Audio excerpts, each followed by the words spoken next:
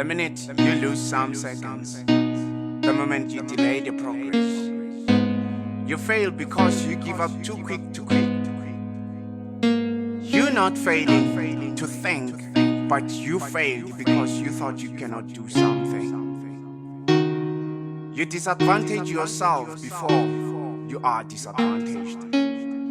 Don't let where you're from be your excuse for what you can do best.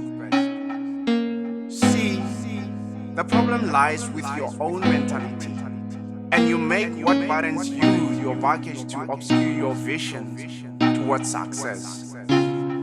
Instead, worry about what you're about to be. You have your own thoughts, but you wait for someone to take decisions on your behalf. You doubt to interfere on what concerns you. You're not born talking, but you did your best until you can. Learning is a process to progress lead to perfection. This has no end. Day by day, there is something new to feed your cerebrum. How best can I do? What made you understand basic question while you were at a very young age?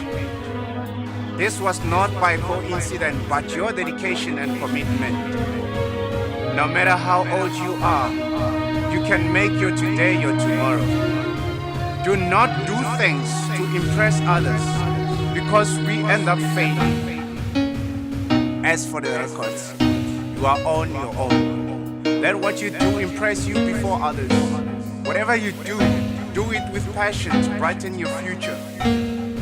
Be that person who know not for no reason. Be that person who you can be proud of.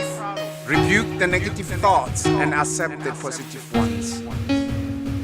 Be on your guard, because fear is your worst enemy, which contains words like, what if, can I?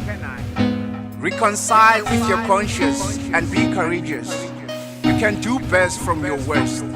The fact is, you're not the first to win the panel. If they made it, how can you not? Make the best choice to bring the best in your life.